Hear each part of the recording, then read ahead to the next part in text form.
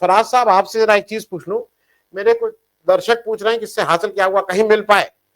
भारत ने के दो बड़े देश के नेताओं से भारत की मुलाकात हुई और उन्होंने पूरा सपोर्ट दिया। ऐसा सपोर्ट मेरे ख्याल में विश्व में ना इंदिरा गांधी को मिल पाया था, ना नेहरू को, ना शास्त्री जी को। गुयाना के प्रेसिडेंट मोहम्मद अली इरफान अली साहब, जो मुसलमान हैं, जो जिनकी कुल पॉपुलेशन 8 लाख है, जिनका कुल मिलिट्री 3000 है, उन्होंने आके मिलकर शशि थरूर साहब से हाथ हाथ मिलाया, गुलदस्ता दिया और कहा हम आपके साथ खड़े हुए हैं इस लड़ाई में। 8 लाख की टोटल पॉपुलेशन। दूसरा, पनामा में गए शशि थरूर साहब, जिसकी कुल पॉपुलेशन पनामा, अब हम 43 लाख है। जब हम लोग बड़े हो रहे थे तो पनामा सिगरेट बहुत पी जाती थी, और मेरा अपना अंदाज है कि 43 लाख से ज्यादा लोग तो पनामा सिगरेट पीते होंगे इस देश में। उस देश की कुल पॉपुलेशन इस समय 43 लाख है, और उनके यहाँ का टोटल जो डिफेंस है वो 16,000 वहां किए हुआ है। उन्होंने कहा है कि हम आपके साथ पूरे कंधे से कंधा मिला के खड़े हुए हैं। तो ये दो बड़ी उपलब्धियां हैं। मैंने कहा बता दूं, मेरे कुछ दर्शक जानना चाह रहे थे, तो ये दो बड़ी उपलब्धियां हैं। फराज साहब, ये जो मुद्दे से ध्यान हटाना, बहुत से लोग ये भी मान रहे हैं कि मोदी जी, जो अनिल सिन्हा साहब वो नहीं मान रहे हैं, इनका ये है कि ये सोची समझी आरएसएस की लॉन्ग टर्म पॉलिसी है। हम उस पर भी आएंगे, लेकिन उससे पहले कुछ लोगों का मानना यह है कि मुद्दे से ये मेन मुद्दे को किनारे कर देना चाह रहे हैं। कोई ये ना पूछे कि पहलगाम के वो कहां गए, कोई ये ना पूछे कि सीजफायर क्या हुआ, कोई ये ना पूछे कि ट्रम्प ने क्या कराया, उसको करके गोली कर दो, सिंदूर कर दो, क्या सिर्फ गाली देने का काम करो, जिससे लोग इसी में उलझ के रह जाएं। हम और आप भी बात करें कि भाई गाली देना ठीक नहीं है, वर्ल्ड ऑर्डर ठीक नहीं है। ये सब कुछ जो मोदी जी कर रहे हैं वो सिर्फ मुसलमानों को टारगेट करना है। इलेक्शन सामने आ रहे हैं, हिंदू मुस्लिम वोट कंसोलिडेट कराना है, जो मेरी समझ है। आपसे जब आप एक पॉलिटिकल पार्टी को रिप्रेजेंट भी करते हैं, उत्तर प्रदेश की हिंदी उसमें आते, हार्टलैंड से आते हैं, जहां हम और आप बहुत सी चीजों को रोज देखते हैं। ये ओवरऑल मोदी जी की एजेंडा क्या है, क्या करना चाह रहे हैं? देखिए आनंद सर, मोदी जी का एजेंडा जो है वो हमसे ज्यादा आपको पता है कि किसी न किसी तरह से उनको प्रदेशों में सरकारें बनानी है और देश में अपनी सरकार बनानी है। ये बहुत बड़ी, बहुत आपने एक वाइड क्वेश्चन पूछा है। इसका मैं बस छोटा सा आपको जवाब दे दूं कि मध्य प्रदेश में अगर लोकतांत्रिक तरीके से ये चुनाव नहीं जीत पाते हैं तो अलोकतांत्रिक तरीके अपना करके वहां पर अपनी सरकार बनाते हैं। आनंद सर, एक बहुत अच्छा शेर है मोदी जी की पर्सनैलिटी पर, हबीब जलीब साहब का। वो कहते हैं कि तुमसे पहले जो एक शख्स यहाँ तख्त नशीन था, तुमसे पहले जो यहाँ एक शख्स तख्त नशीन था, उसको भी अपने खुदा होने पर इतना ही यकीन था।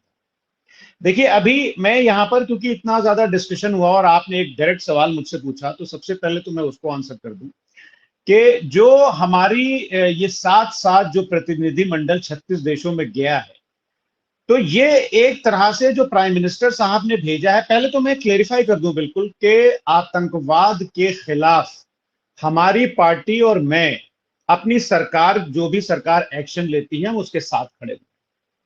लेकिन जो ये साथ साथ प्रतिनिधि मंडल आनंद सर 36 देशों में गए हैं, ये साबित करते हैं कि मोदी साहब की ग्लोबल डिप्लोमेसी बिल्कुल फेलियर साबित हुई।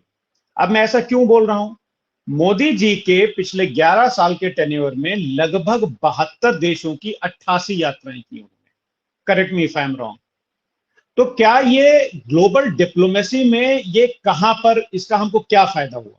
क्या सिर्फ ये एक इवेंट मैनेजमेंट था या ये क्या था? मुझे भी आज तक नहीं समझ में आया। अब आप देखिए कि हम सबसे पहले शुरू करते हैं अपने पड़ोसियों से, चाहे वो नेपाल हो। हमारे सारे पड़ोसी हमसे किनारा किए हुए हैं। पाकिस्तान की तो मैं बात ही नहीं कर रहा हूं, चाहे नेपाल हो, चाहे भूटान हो, चाहे चाइना हो, चाहे मालदीव्स हो, ये सब हमसे किनारा किए हुए हैं। और मोदी साहब क्या बोलते थे कि ट्रम्प माय फ्रेंड। उनकी तो ये आदत है ना कि जो बड़े बड़े देशों के राष्ट्रपति होते हैं, प्राइम मिनिस्टर होते हैं, वो मोदी साहब के फ्रेंड हो जाते हैं।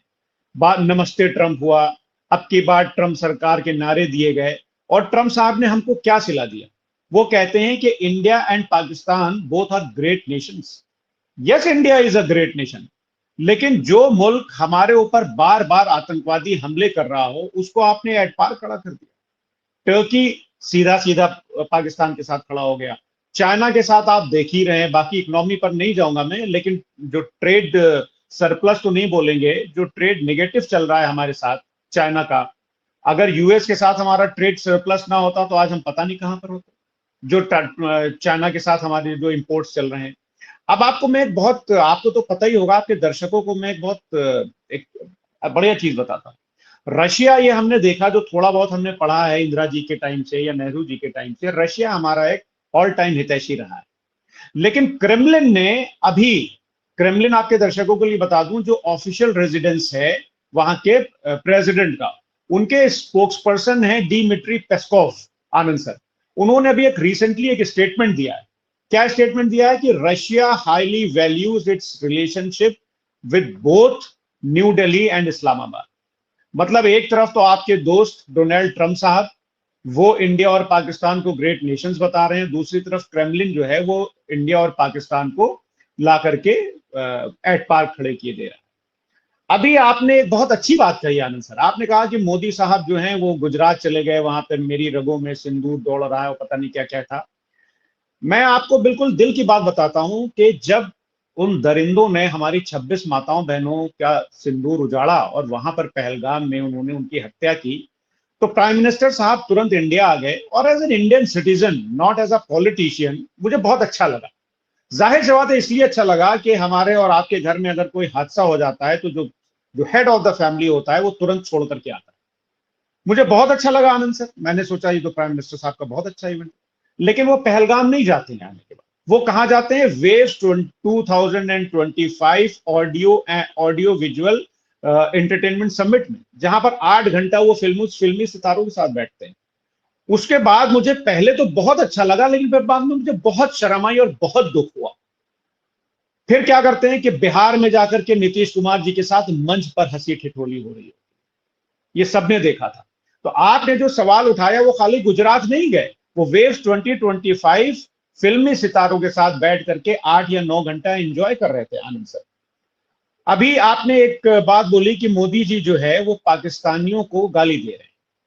ठीक है, दीजिए, हमसे क्या मतलब, पाकिस्तान को गाली दीजिए, उनकी जनता को दीजिए। इसमें इसमें बहुत लंबी डिबेट हो सकती है कि उनकी जनता को देना चाहिए कि नहीं देना चाहिए। लेकिन मोदी जी के मंत्री, मोदी जी के सांसद, मोदी जी के विधायक अपने ही लोगों को गाली देने में इस टाइम मशगूल हैं।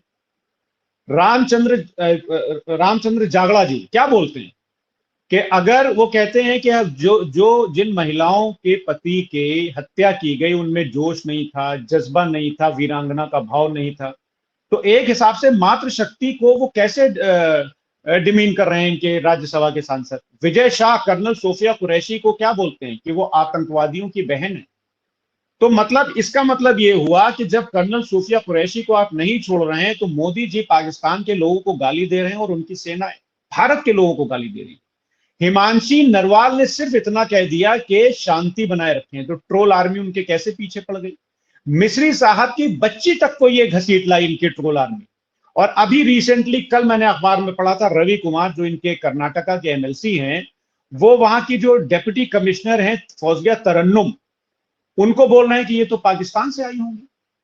तो आनंद सर, ये किस तरह से, ये कौन सा मोदी जी का भारत है कि जिसमें जब लड़ाई के समय वो लोग जो देश के लिए जान दे रहे हैं, जो देश की सेवा कर रहे हैं, किसी को आप आतंकवादियों की बहन बताते हैं, किसी को बोलते हैं कि वो पाकिस्तान से है। ये एक इंपॉर्टेंट चीज और है, उसके बाद में मैं अपनी बात खत्म कर दूंगा। आप लोगों ने तो खैर बहुत इतिहास पढ़ा है, मैं हिस्ट्री का स्टूडेंट नहीं हूं, लेकिन क्योंकि थोड़ा बहुत मुझे पढ़ने उड़ने का शौक है आनंद सर, तो जब ये नेहरू जी को गालियां देनी शुरू की भारतीय जनता पार्टी के ट्रोल आर्मी ने, तो मैंने कहा साहब थोड़ी रिसर्च की जाए। तो मैंने 2 किताबें पढ़ी। एक ये सरदार पटेल करस्पॉन्डेंस, इसके 10 वॉल्यूम है, नवजीवन प्रेस की है। और आनंद सर, राजमोहन गांधी जी ने सरदार पटेल के ऊपर ये उनकी एक जीवनी लिखी। अब आप देखिए कि कल मैं डिबेट में था, तो वहां के जो भारतीय जनता पार्टी के जो स्पोक्स पर्सन थे वो कह रहे थे कि पाक ऑक्यूपाइड कश्मीर भारत में नेहरू जी की वजह से नहीं। मेरा मानना यह है कि आज जो भी कश्मीर है भारत में वो नेहरू जी की वजह से। अब आप कहेंगे कि साहब मैं ये क्या बोल रहा हूं? क्या आनंद सर ये झूठ है कि राजा हरि सिंह ने जब भारत में विलय चल रहे थे तो क्या उन्होंने मना नहीं कर दिया था कि हम भारत में अपना विलय नहीं करेंगे? और जब पाकिस्तान ने कबायलियों के भेष में अटैक किया तो वो बारामूला, उरी और शायद नौशेरा तक आ गए थे और श्रीनगर पर कब्जे की तैयारी थी। और उसके बाद में फिर जब नेहरू जी की सरकार ने भारत की सेना वहां पर भेजी, तब जाकर के उनको खदेड़ा। और ये सब मैं कुछ नहीं बोल रहा हूं, ये तो हिस्टोरिकल चेन ऑफ इवेंट्स है आनंद सर। तो इसका मतलब ये हुआ कि जो भी कश्मीर आज हमारे पास है वो तो नेहरू जी की वजह से है, क्योंकि जब पाकिस्तान ने हमारे ऊपर हमला किया था तब तो कश्मीर भारत में था ही नहीं। Correct me if I am wrong, अगर मैं गलत बोल रहा हूं आनंद सर। दूसरी बात यह है कि अभी यहां पर और तमाम तरह के डिस्कशंस हुए। मेरा एक सवाल है भारत सरकार से, मेरा सवाल यह है कि जब यूएस में 9/11 हुआ था तो वहां पर भी इंटेलिजेंस की चूक थी, मैंने माना कि इंटेलिजेंस की चूक थी, लेकिन उसके बाद यूएस ने अपने इंटेलिजेंस सिस्टम को इतना मजबूत किया और अपनी आंतरिक सुरक्षा को इतना मजबूत किया कि 9/11 के बाद तो कुछ नहीं हुआ।